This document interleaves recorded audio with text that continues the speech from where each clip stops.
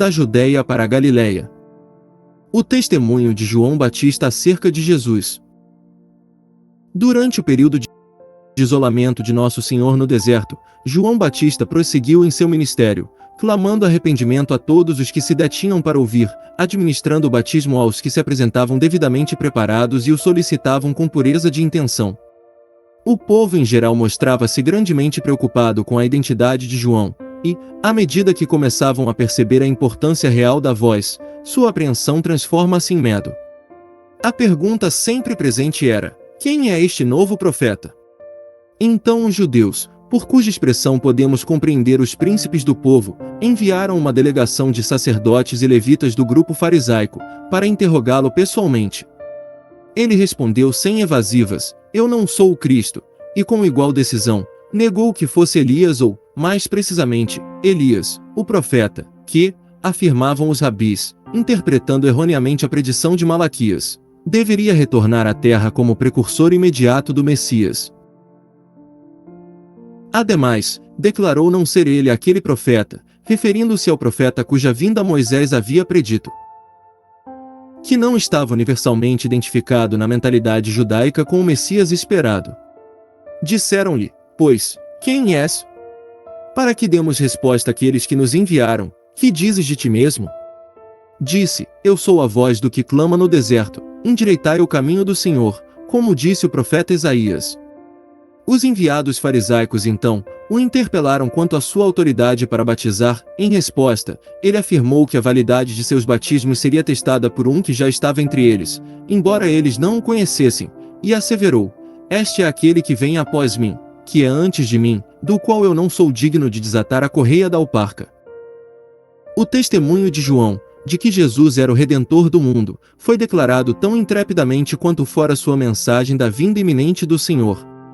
Eis o Cordeiro de Deus, que tira o pecado do mundo, proclamou ele, e, para que ninguém deixasse de compreender sua identificação do Cristo, acrescentou, este é aquele do qual eu disse, após mim vem um homem que é antes de mim, porque foi primeiro do que eu. E eu não o conhecia, mas, para que ele fosse manifestado a Israel, vim eu, por isso, batizando com água.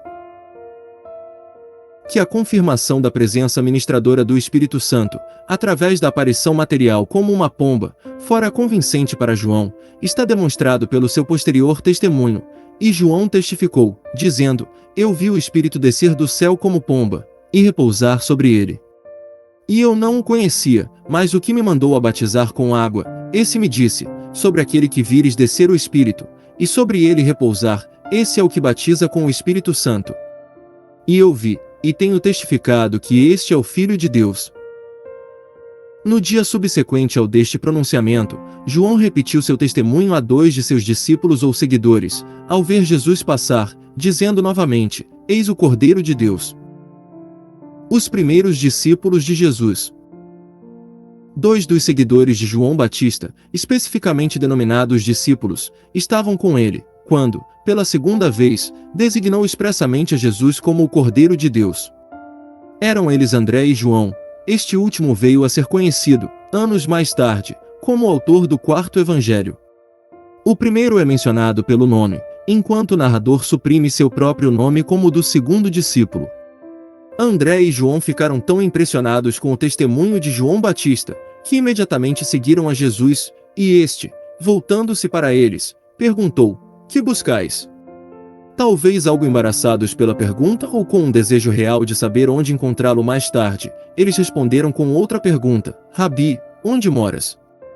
O uso do título Rabi era um sinal de honra e respeito, a que Jesus não objetou. Sua resposta cortês a essa pergunta assegurou-lhes que sua presença não era uma intrusão indesejável. Vinde e vede, disse ele. Os 2 jovens seguiram-no e permaneceram com ele para aprender mais. André, cheio de admiração e alegria, ante a entrevista tão graciosamente concedida, e emocionado com o espírito de testemunho que se havia sentido em sua alma, correu a procurar seu irmão Simão, a quem disse, achamos o Messias. Ele trouxe Simão para ver e ouvir por si mesmo, e Jesus, olhando para o irmão de André, chamou-o pelo nome e acrescentou um apelativo de distinção, pelo qual ele estava destinado a ser conhecido em toda a história posterior, tu és Simão, filho de Jonas. Tu serás chamado Cefas. O novo nome assim conferido é o equivalente aramaico ou sírio-caldaico do grego Petros e do português atual Pedro, que significa uma pedra. No dia seguinte Jesus partiu para Galiléia, possivelmente acompanhado de alguns ou de todos os seus novos discípulos, e no caminho encontrou um homem chamado Felipe, em quem reconheceu o outro filho escolhido de Israel. A Felipe ele disse: "Segue-me." Era costume os rabis e outros mestres daquele tempo lutarem para conseguir popularidade, a fim de que muitos fossem atraídos a eles, para se sentarem a seus pés e serem conhecidos como seus discípulos. Jesus, entretanto, selecionou seus próprios companheiros imediatos, e à medida que os encontrava e discernia neles os espíritos que, no estado preexistente, haviam sido escolhidos para a missão terrena do apostolado, chamava-os. Aqueles eram os servos, ele, o Senhor. Felipe logo encontrou seu amigo Natanael, a quem testificou que aquele sobre quem Moisés e os profetas haviam escrito, fora finalmente encontrado, e que não era outro senão Jesus de Nazaré.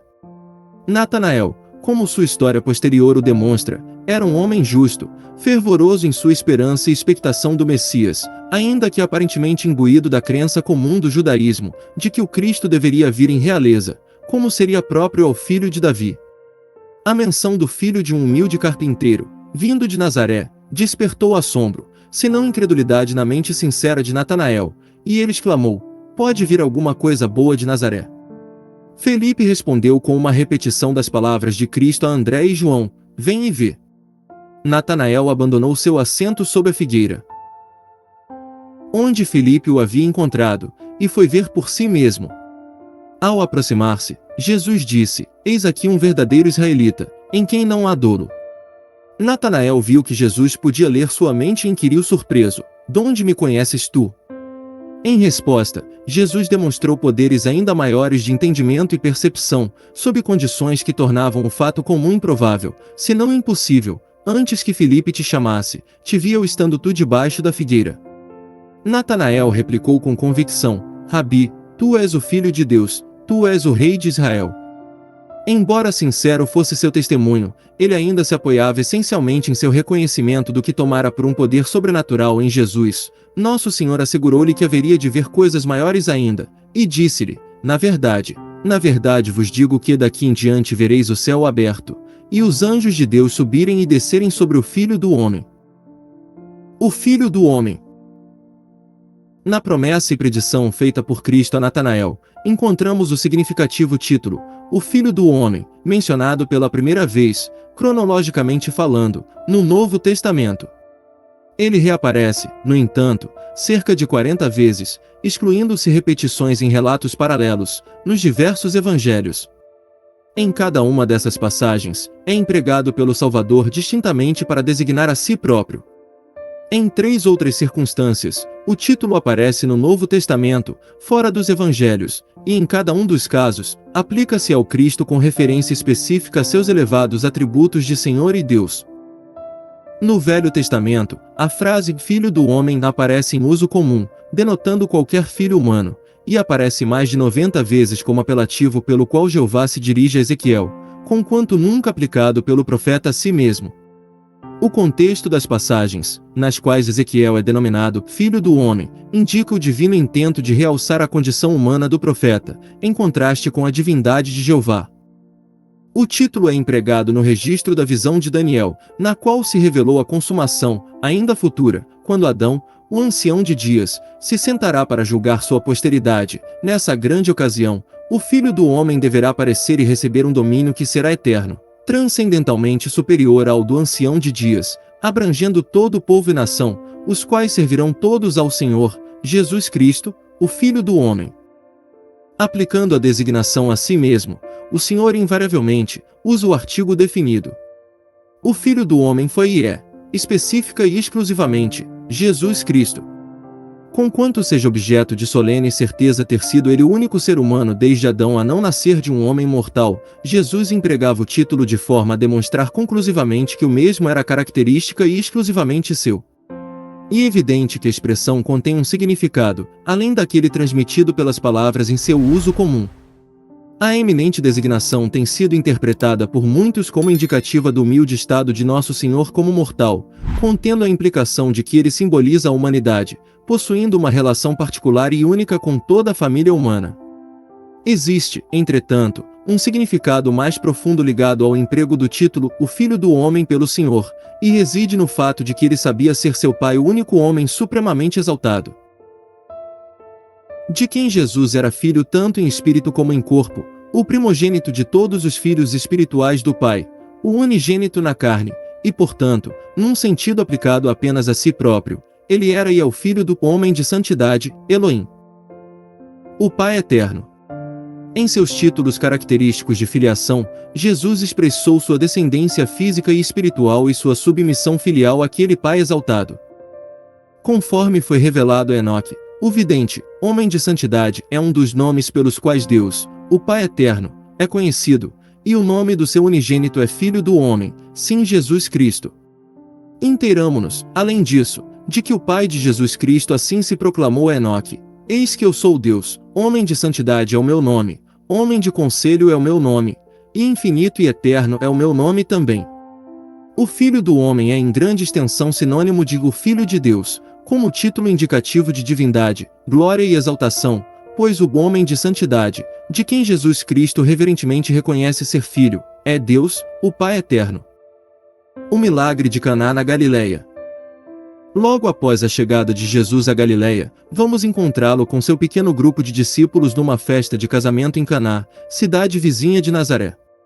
Sua mãe estava presente ao festim e, por alguma razão não esclarecida no relato de João, manifestou cuidado e responsabilidade pessoal quanto à questão de alimentar os convivas.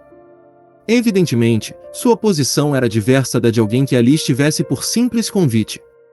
Se esta circunstância indica que o casamento era de um de seus familiares imediatos ou de algum parente mais distante, não somos informados.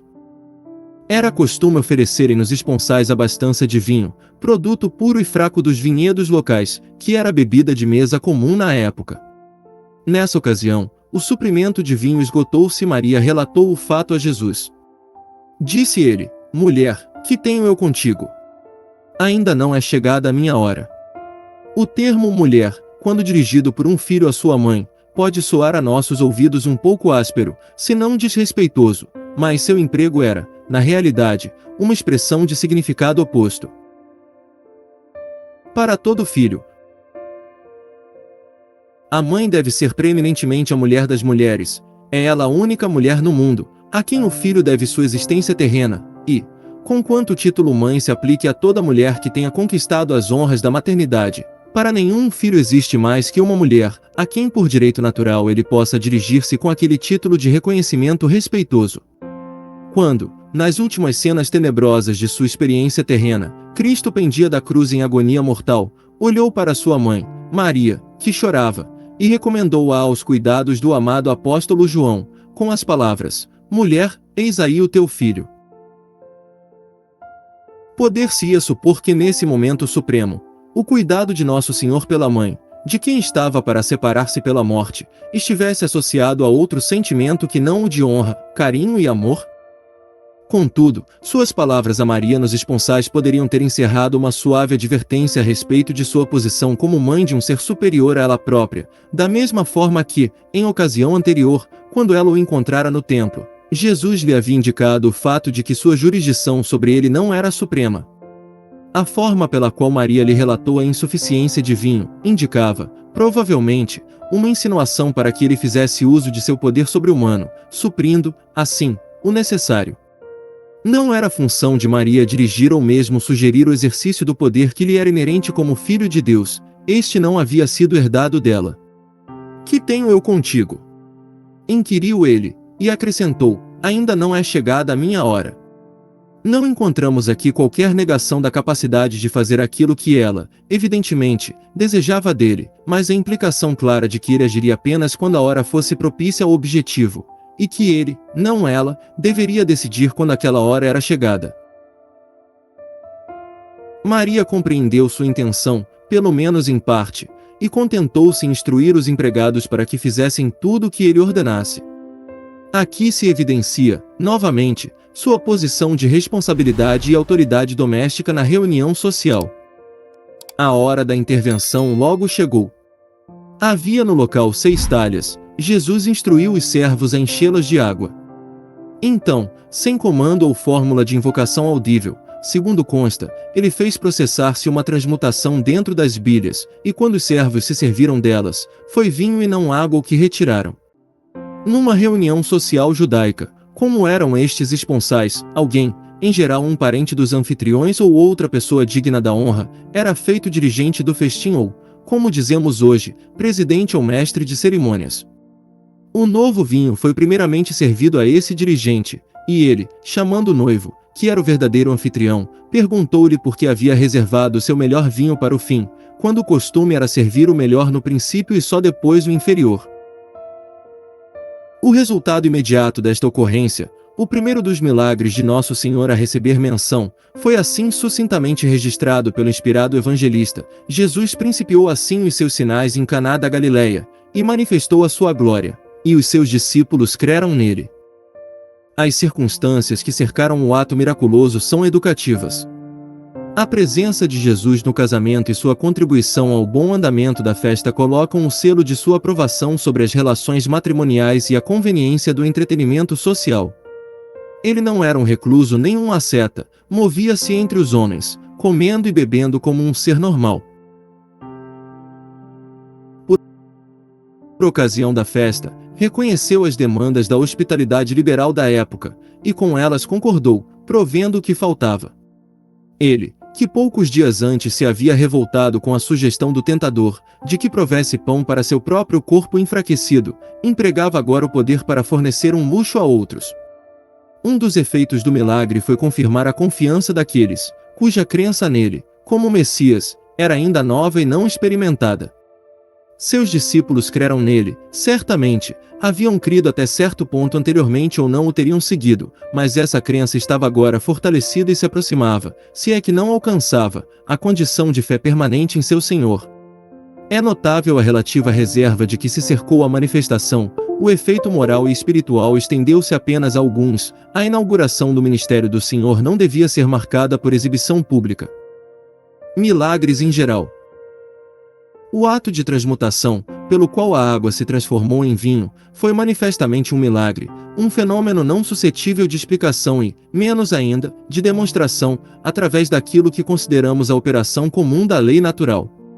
Esse foi o princípio de seus milagres ou, como expressado na versão revista do Novo Testamento, de seus sinais. Em muitas escrituras, milagres são chamados sinais, bem como maravilhas, poderes, obras maravilhosas, obras poderosas, etc.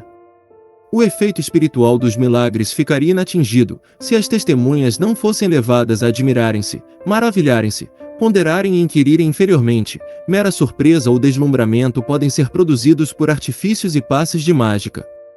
Qualquer manifestação milagrosa de poder divino seria desprovida de efeito espiritual, se não causasse impressão.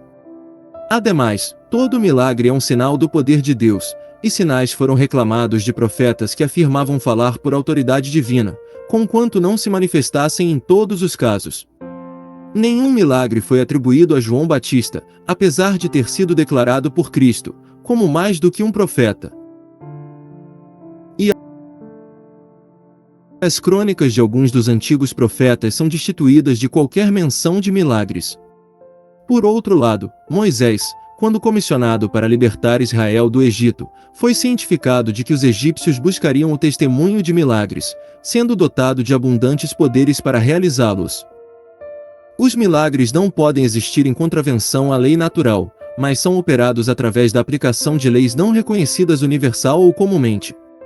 A gravitação é operante em toda parte, mas a aplicação local e especial de outras forças pode aparentemente anulá-la, como quando, por esforço muscular ou impulso mecânico, uma pedra é levantada do solo, mantida no ar ou lançada ao espaço.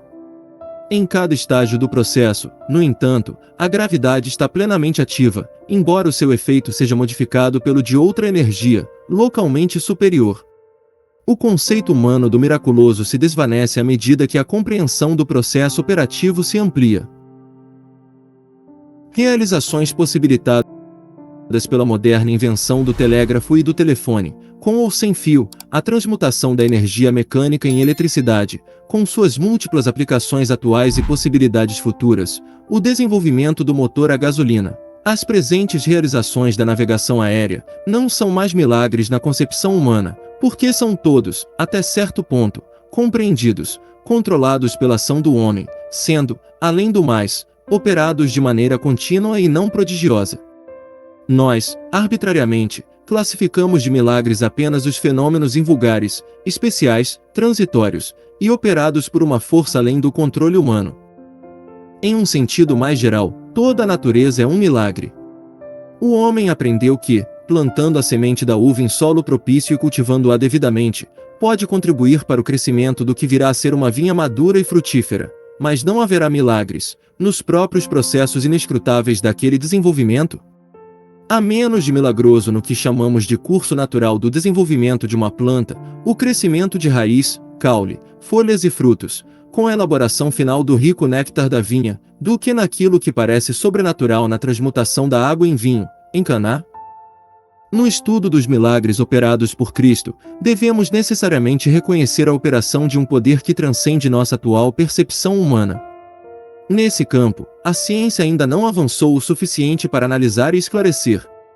Negar a realidade dos milagres, baseados em que, por não podermos compreender os meios, os resultados relatados são fictícios, é arrogar para a mente humana o atributo da onisciência, subentendendo-se que aquilo que o homem não pode compreender não pode existir e que, portanto, ele é capaz de compreender tudo o que existe. Os milagres registrados nos evangelhos são tão plenamente apoiados pela evidência como são muitos dos fatos históricos, que não provocam protestos nem exigências de provas adicionais. Para o que crê na divindade de Cristo, os milagres estão suficientemente evidenciados. Para o descrente, não são mais que mitos e fábulas. Para compreender as obras de Cristo, devemos reconhecê-lo como Filho de Deus. Para o homem que não aprendeu ainda a conhecer, a alma honesta que deseja investigar sobre o Senhor, o convite está pronto. Vinde e vede.